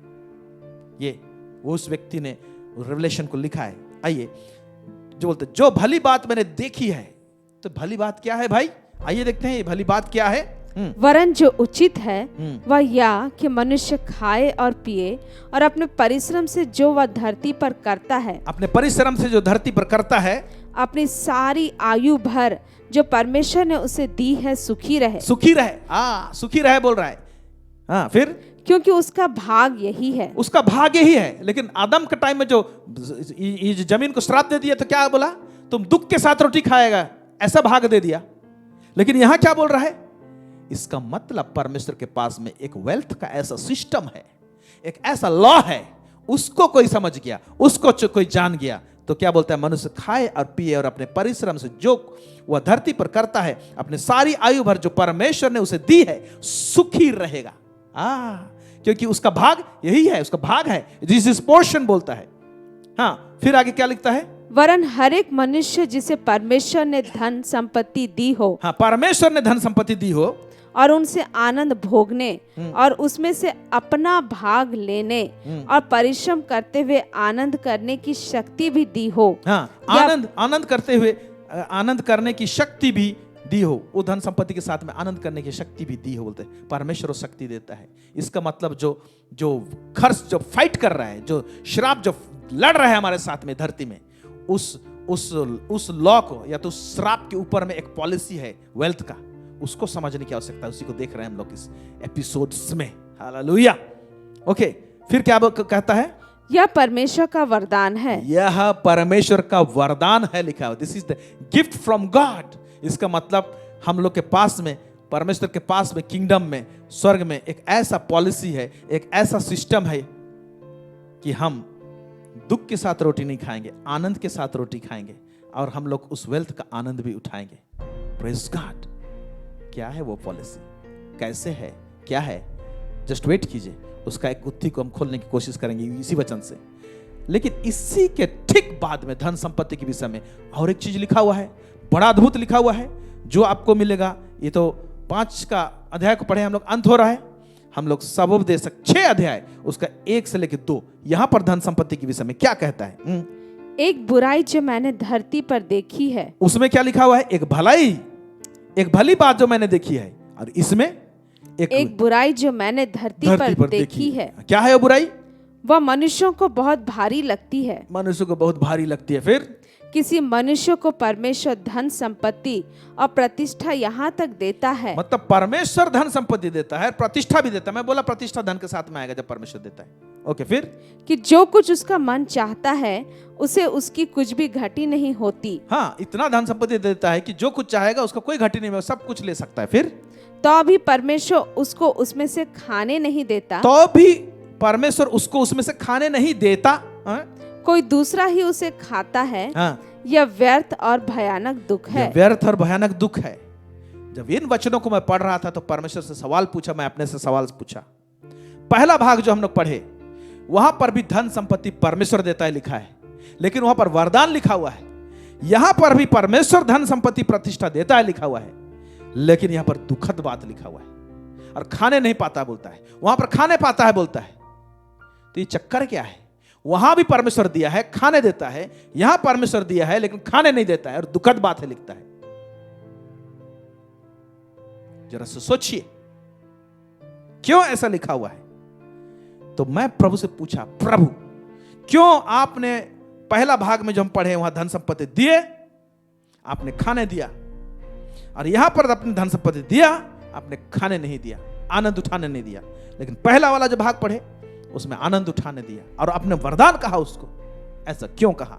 और उसके साथ में पहला वाला भाग के साथ में वो व्यक्ति क्यों खाने पा रहा है जो धन संपत्ति आपने दिया, और दूसरा वाला व्यक्ति आप ही ने धन संपत्ति दिया लेकिन क्यों खाने नहीं पा रहा है, देन गॉड रिवील्ड समथिंग। आइए हम लोग फिर से पढ़ेंगे सब उपदेशक 5 उसका 18 से 19 और खोजेंगे कि इस भाग में परमेश्वर धन संपत्ति को क्यों आनंद उठाने के लिए दिया और खाने के लिए दिया। पढ़िए। सुन, जो भली बात मैंने देखी है वरन जो उचित है वह यह कि मनुष्य खाए और पिए और अपने परिश्रम से जो वह धरती पर करता है Yes. अपनी सारी आयु भर जो परमेश्वर ने उसे दी है सुखी रहे। हाँ। क्योंकि उसका भाग यही है। अभी धीरे से पढ़ेंगे, अभी आप लोग भी अपने बाइबल में ध्यान से देखिए। हाँ। वरन हर एक मनुष्य जिसे परमेश्वर ने धन संपत्ति दी हो और उनसे आनंद भोगने और उसमें से अपना भाग लेने। हाँ बस, उसमें बहुत सारे बातें। तो यहां कहता है वरन हर एक मनुष्य जिसे परमेश्वर ने धन संपत्ति दी हो और उनसे आनंद भोगने और उसमें से अपना भाग लेने, यह है आंसर। आप एम्प्लीफाइड बाइबल पढ़ेंगे तो बहुत क्लियर लिखा हुआ है। अपना भाग लेने मतलब अपॉइंटेड लॉट लिखा हुआ है। लॉट भाग, अपॉइंटेड मतलब ये व्यक्ति क्यों खाने पा रहा है, क्योंकि ये व्यक्ति परमेश्वर के राज का धन संपत्ति का लॉ को समझता है। लॉ क्या समझा है, यहां लिखा हुआ है उसमें से अपना भाग लेने। ये व्यक्ति क्या समझा है मालूम? ये लॉ क्या बताता है कि जो कुछ भी धन संपत्ति परमेश्वर हमारे हाथ में देता है, पहला तो हम लोग को समझना है कि हम लोग इसके मालिक नहीं हैं। दूसरा कि हम स्टीवर्ड हैं, यानी हम भंडारी हैं, हम मैनेजर हैं। तो मैनेजर क्या करता है, उसमें से अपना भाग उठाता है। यानी आपके पास में जो धन संपत्ति मिला है, चाहे कुछ भी हो, आपको और मुझे समझना है कि इसका मालिक नहीं हूं। लेकिन जो भी धन संपत्ति मुझे मिला है उसमें सब भाग मेरा नहीं है। ध्यान से सुनिए, सब भाग मेरा नहीं, सारा चीज मेरा नहीं है एज ए मैनेजर। ठीक है, अपना भाग, यानी उसमें एक भाग है जो अपना है और भी कुछ भाग है जो अपना नहीं है। इस बात को समझना है। एम्प्लीफाइड बाइबल पढ़िएगा, बहुत क्लियर हो जाएगा आपको। Praise God. यानी जब हम उसको स्टडी करते हैं और उसको समझने की कोशिश करते हैं तो असल में कितना भाग होगा धन संपत्ति जो आपके हाथ में दिया गया है? बेसिकली 3 भाग होगा। 3 भाग आपको डिवाइड करना पड़ेगा। Praise God. उसके डिवीजन जो है उसको बाद के एपिसोड में अच्छा तरीके से सीखेंगे। बहुत सारे बातें सीखने को जा रहे हैं, बहुत सारे बातें, इसलिए प्रार्थना पूर्वक सीखिए और समझिए, इस बात को जानने की कोशिश कीजिए। जो भी धन संपत्ति हमको मिलता है उसका 3 भाग होगा। एक भाग जो है वो अपना भाग, दूसरा उसमें से भाग निकलता है वो जो है दूसरों का भी भाग है, यानी मेरे पड़ोसी का भाग है, यानी जिसको हम प्रेम करते हैं, या तो कुछ लोग हैं हमारा इर्द गिर्द में, उनका भी भाग हमारे हाथ में है। इसीलिए प्रभु बोला अपने पड़ोसी को अपने समान प्रेम कर। तो पड़ोसी का कभी कभी नीड्स हो जाएगा, तो आपके पास में जो है उसको रिलीज करना पड़ेगा। इसी चीज को तो परमेश्वर ने, जो राजा है, इस धनी व्यक्ति को कहा। उसको यह नहीं कहा कि बांट तो कंगाल हो जाओगे। उसने क्या कहा? जो कुछ भी तेरा है जाओ कंगालों को बांट दो, स्वर्ग में तुम्हें बड़ा धन मिलेगा। मतलब इसके बाद आएगा तेरे पास में, जो है ना उससे ज्यादा आएगा। Praise God. वो बोलना चाहा है, लेकिन ये क्या समझ लिया कि परमेश्वर ने यीशु मुझे कंगाल बनाना चाहता है, भिखारी बनाना चाहता है, सब कुछ देने बोल रहा है। परमेश्वर के राज में जब कभी भी परमेश्वर देने बोलता है तो इतना बात समझिए कि आपको कंगाल बनाने के लिए नहीं, जो है उसके 2 गुना या तो 4 गुना या तो 10 गुना देने के लिए आपको बोला है। Praise God. तो पहला भाग जो एक भाग है जो हमारा उसमें निकलता है, दूसरा भाग है उसमें दूसरों का है, और तीसरा जो मोस्ट इंपॉर्टेंट है उसमें परमेश्वर का भी भाग है। वो परमेश्वर का भाग को कभी हाथ ना लगाएं तो अच्छा है। तो परमेश्वर के भाग में क्या क्या सब आते हैं और उसको कैसे हमको करना चाहिए, कैसे परमेश्वर के पास में रखना चाहिए, और उसका उद्देश्य क्या है परमेश्वर के पास में रखने का, इन तमाम बातों को हम लोग देखेंगे। तो इसीलिए जो लोग इस लॉ को समझेंगे कि जो कुछ भी मेरे हाथ में है वो सारा भाग मेरा नहीं है, उसमें से मेरा ही भाग को मुझे लेना है, और एक भाग जो है दूसरों का है, फिर और एक भाग जो है वो परमेश्वर का है। इन तीनों भागों को हमको समझना है, जो हम लोग आने वाले दिनों में समझने की कोशिश करेंगे। प्रेज गॉड, आमेन। सो हम लोग सिर्फ भंडारी हैं। हम लोग इस धरती में कोई भी किसी चीज का मालिक नहीं है। परमेश्वर के राज्य सिस्टम में हो सकता है कि हमारे देश के नागरिकता के हिसाब से मेरा घर और हमारा घर का प्रॉपर्टी का जमीन जायदाद का प्रॉपर्टी आपके नाम में आप इंडियन गवर्नमेंट को दिखा सकते हैं, लेकिन परमेश्वर जो गवर्नमेंट है उसको आप कोई डॉक्यूमेंट्स नहीं दिखा सकते हैं कि ये मेरा है, क्लेम नहीं कर सकते हैं। परमेश्वर कहता है मेरा है, सारा सोना सारा चांदी पृथ्वी और उसमें जो कुछ भी है मेरा है कहता है। प्रेज गॉड, आमेन। सो सबसे मेन पर्पस, उद्देश्य जो धन और संपत्ति हमको जो दिया गया है उसका एक की को आज मैं बता रहा हूं, फिर हम लोग आगे जाएंगे। हम लोग परमेश्वर का भाग जो है उसे क्या किया जाता है। हालेलुया। नीति वचन 3 उसका 9 से लेकर 10 पद तक पढ़ेंगे। अपनी संपत्ति के द्वारा हाँ। और अपनी भूमि की सारी पहली उपज दे देकर, अपनी संपत्ति के द्वारा, ओके, और अपनी भूमि की सारी पहली उपज दे देकर। दे देकर मतलब एक बार किसी भी नहीं बोल रहा है, इन रेगुलर बेसिस दे देकर क्या बोलता है? यहोवा की प्रतिष्ठा करना। यहोवा की प्रतिष्ठा कर, ऑनर कर, परमेश्वर को आदर कर, इज्जत कर, करना बोल के लिखा हुआ है। और जब ऐसे करेगा तो क्या होगा ना, स्वर्गीय सिस्टम में जो एनॉइंटिंग है वो रिलीज होगा आपके धन संपत्ति के ऊपर में जो आपको दिया गया है। और क्या होगा आगे देखते हैं। इस प्रकार तेरे खत्ते भरे पूरे रहेंगे। इस प्रकार तेरे खत्ते भरे पूरे रहेंगे लिखा हुआ है। वाह, वंडरफुल। फिर और तेरे रस कुंडों से नया दाख मधु उमड़ता रहेगा। हाँ, पुराना जाएगा ना, नया दाख मधु उमड़ता रहेगा बोलता है। Unending wealth. तो ये है वेल्थ का लॉज। इसमें और गहराईता से है, इस भाग में बताया जा सकता है, लेकिन अभी मैं इसको नहीं रख रहा हूं। लेकिन आप आने वाले एपिसोड्स को जरूर देखिएगा, हम लोग इसमें घुसेंगे धीरे धीरे। Praise the Lord. सो ये सब आत्मिक लॉ व्यवस्था है धन और संपत्ति के विषय में जो परमेश्वर हमको देता है। और पहले फिजिकली हमको धन संपत्ति नहीं मिलता है, हमको धन संपत्ति पहले एटीट्यूड में, विचार में, मनोवृत्ति में और हृदय में हमको समझ के द्वारा से मिलता है। इसको समझ गया, इस पॉलिसी को, इस बात को, उसके बाद जब हम लोग इसमें एक्ट करते हैं, इसमें कदम बढ़ाते हैं, तो फिजिकली आपके जीवन में, मेरे जीवन में दिखाई देगा। Amen. Praise the Lord. So God bless you. आने वाला सप्ताह ट्यून करना ना भूलिए और दिल थाम के बैठिए, ढेर सारे बातों को सीखने को जा रहे हैं हम लोग सब। आइए दुआ करते हैं। सर्वसामर्थी सेनाओं का यह परमेश्वर पिता, इजराइल का परमेश्वर, दाऊद का परमेश्वर, इब्राहिम का परमेश्वर, आपको धन्यवाद देते हैं लॉर्ड। आज प्रभु जी आपका राज्य का, प्रभु जी परमेश्वर, तो वेल्थ, धन संपत्ति का कुछ आत्मिक लॉज सबको आपने रिवील किया, बताया प्रभु जी परमेश्वर पिता। ये सारे चीज हर एक हृदय और मन में बैठ जाए, अंडरस्टैंडिंग दे, ताकि प्रभु जी इसको गहराई से समझने पाए।